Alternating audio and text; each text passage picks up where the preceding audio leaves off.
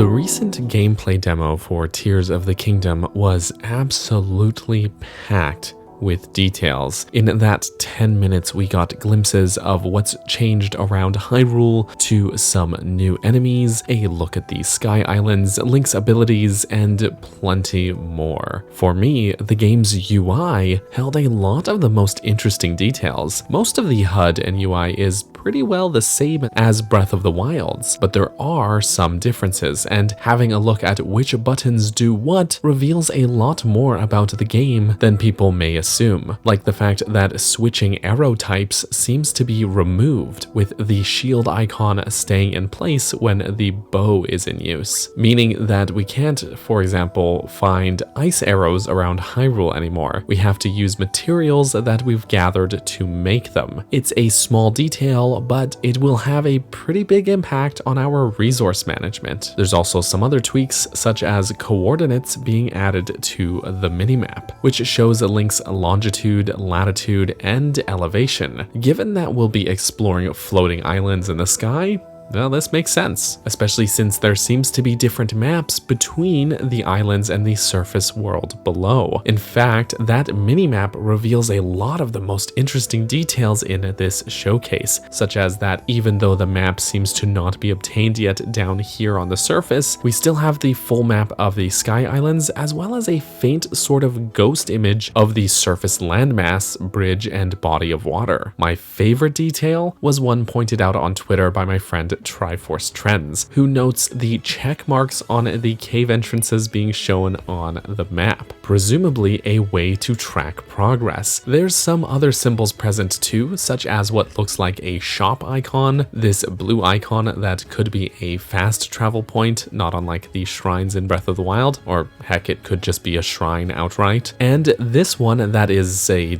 rectangle. We're not sure yet what this one could be. Same goes for this green circle. But those cave entrances are the most important thing to me. Some of the icons here have those check marks, presumably noting completion, and some don't. It's worth noting that while demonstrating the new Ascend ability, which allows Link to phase through ceilings, Mr. Aonuma briefly enters a cave, and while he doesn't linger in there long before showing the ability, we can see that the cave extends far beyond just this small pocket. It appears as though the tunnel goes pretty deep here, in fact. So you may be wondering, what is significant about this? It's my favorite topic: dungeons. Given the vast quantity of these cave entrances that seem to be scattered around here, I now think it is unlikely that these are going to be full, large-scale traditional dungeons. Otherwise, there'd be potentially hundreds of these things, and they may start getting pretty old pretty fast. Instead, I'm thinking that these are going to be the new mini-dungeons that replace the Sheikah Shrines in terms of gameplay. Small little challenges with some puzzles, perhaps. And in proper game tropiness, there's even a cooking pot right at this cave entrance, meaning that before we head into the depths of this cavern and face whatever challenges may be in store for us, we get a chance to adequately prepare with some food or elixirs. I like that idea of preparing for something beforehand like that. That's great. This is not to say that we won't see larger structures on the Sky Islands. In fact, we keep catching glimpses of this same tower in pretty much all of the trailers, as well as this new footage, and it's a pretty large building. It's unclear what particular purpose this tower holds, but based on how often we keep seeing it, it's probably important. As for larger scale, more traditional dungeons, well, it could be that the tower is exactly that. There's also a chance that we may see those lengthier dungeons on the surface below instead, or even under the surface. That would be an interesting way to balance things out, having smaller micro challenges on these floating islands, while the longer dungeons are found scattered throughout Hyrule. There's so much more to unpack with this gameplay demo though, from weapon crafting to zonai confirmation, which hey, I totally called in this previous video, to changes out in the world. I mean, core Korok forest is just gone. But these were just some of the things that stuck out to me that I wanted to explore more deeply. Either way, I am past hyping responsibly now. I am irresponsible. I cannot wait for May 12th. Anyways, guys, I know this is a bit of a shorter video this time. My apologies, but I've got more content cooking, so stay tuned for more Zelda videos leading up to Tears of the Kingdom and onward, and thank you all so much for watching.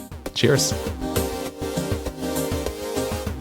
Thank you all so much for watching. Before we end this off, I just wanted to say thank you to the lovely people who supported me on Patreon or here on YouTube as a channel member, including but not limited to Grey Mage, Brenda, Tetra, Callie, Hylian West, Justin, Midnight Naomi, and Bunny. Thank you all so much for the support and for watching, and I will catch you all next time.